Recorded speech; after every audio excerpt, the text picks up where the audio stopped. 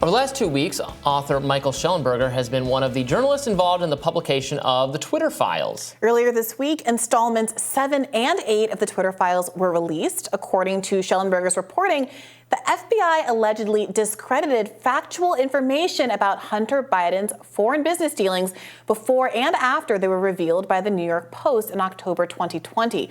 Joining us now to tell us more is the author of Apocalypse Never, Michael Shellenberger himself. Thank you so much for being here. My pleasure. Thanks for having me. All right, I'm sure you've seen a lot of the mainstream coverage that dismisses your reporting and others as a big nothing burger. What do you think is the biggest something burger from your chunk of the Twitter files disclosures? Well, I think the basic fact pattern is itself pretty alarming. I mean, we know that the FBI took the Hunter Biden laptop from a computer repair store in December 2019. We know that they spent the year 2020 issuing very strong warnings to Twitter, Facebook, and the mainstream news media that a potential hack and leak was coming in October. The head of site integrity, who later became the head of safety and trust at Twitter, testified under oath that the FBI had warned him that that hack and leak would involve Hunter Biden. We know that Rudy Giuliani was being surveilled, listened to, his phone calls were tapped, his emails were being monitored by the FBI in 2020 when he gave the laptop to the New York Post. And we know that the FBI had to know that the laptop itself was legitimate, both because they had the computer sale signature by Hunter when he dropped the computer off, and they were able to tell that the laptop indeed had belonged to Hunter Biden because it was something that was easily verifiable by going through the data. So what you have here is an effort to basically mentally prepare or prime the Twitter executives and other executives that if they were to see a big story like a Hunter Biden laptop leak, it was likely the result of a hack and leak operation. That led directly to Twitter's decision to censor it, and I think most importantly to discredit the laptop in the minds of voters. I myself did not believe that the laptop was legitimate and did not take it seriously because of the circumstances, because we had all been so mentally prepared to think of it as part of a Russian hack and leak operation.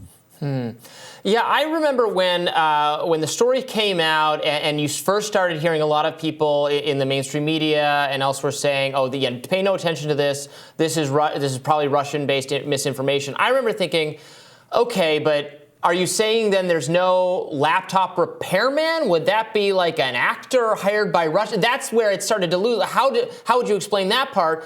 And now from your reporting, we know that the FBI was aware, right, that guy exists as a human being. So if you knew that, I don't know how you're starting to get into pretty wild territory to think this is anything other than what it actually appears to be. So doesn't that suggest some really irresponsible behavior on the part of the FBI, or a desire to steer the conversation in directions that they know are not legitimate?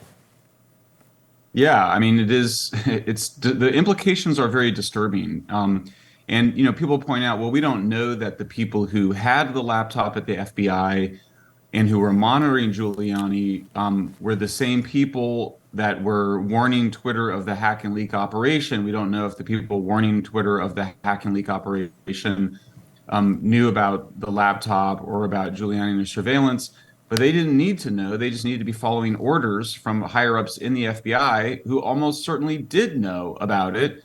And that's why we need a proper investigation, either by Congress or by a special prosecutor, because the FBI is such an important law enforcement organization. It's the organization that, well, obviously it's playing this important role in terms of providing information or misinformation, as the case was, to Twitter. It's also the organization we rely on to clean up police departments. We do not want a politicized FBI. Nobody should want a politicized FBI. Nobody on the right, nobody on the left should want that. And you're right, in terms of the computer repairman, one of the things that the former head of Twitter's safety department said in an interview with Kara Swisher a few weeks ago is he said he was kind of a weird guy. He has a lazy eye, and so he looks a little different. He's a Trump supporter.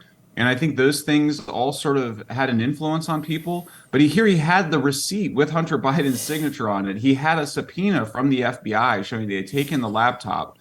So, yeah, I think that this is very fishy, and maybe there's nothing there, but this needs to be looked into, because if there was some sort of effort to basically prepare people mentally to dismiss what the FBI knew would eventually come out, that's illegal. That's actually interfering in an election and also potentially covering up criminal activity that was on the computer itself.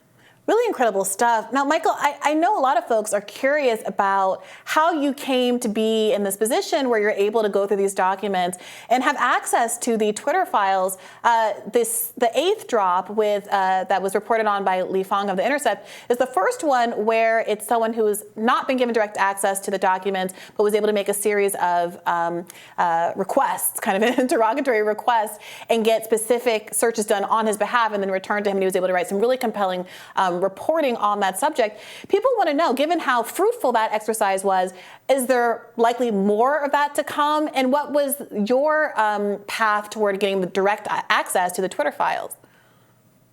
Sure, and thanks for asking. I mean, I think it is important for people to understand how we came into this. So I was invited by my friend Barry Weiss to come into the office because I do live in the San Francisco Bay Area, so it's easy for me to go over there. And so I joined her. I should say I've only written critically of Elon Musk in the past. I criticized him actually in Mother Jones. So 10 years ago, I criticized him in my book because I've got criticisms of solar panels made in China. And so I'm not someone that is, and I'm not sort of super blown away by, I think SpaceX and Tesla are impressive, but I'm not a fan or anything like that. We were given very broad and growing access to basically whatever we wanted in terms of email, internal messages. The main constraint is just that these files, there's so many of them. And I think, we would sort of ask for very broad amounts of data, and it would actually take a long time to be able to get it off of the computers. So that hasn't been a constraint. We have not had anybody say no to us at any point for asking for information. And we also, in terms of Li Fang, who is a reporter that all of us admire very much, we all wanted him to come in and take a look at that data, since he has someone that has tracked particularly the role of the U.S. military in psychological operations. So, yeah, we hope there's more to get. I've been going back yesterday and today.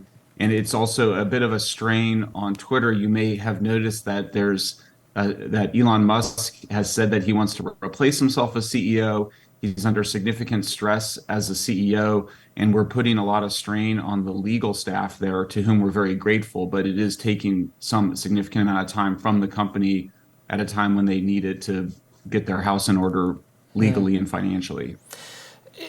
So there's so many interesting questions we could ask you. So you're interacting to some degree with Twitter employees who are performing these searches of the data with you. I mean, it's interesting to see, interactions between Twitter employees and law enforcement, FBI, that are part of the Twitter dispatches time and time again. What I'm seeing is a kind of range of responses, from eager compliance some of the time, pushback other times. Obviously, they didn't fulfill every request the FBI makes them. So in one of the previous dispatches, the FBI is asking them to take down election-related jokes, and sometimes they say no, sometimes they say yes.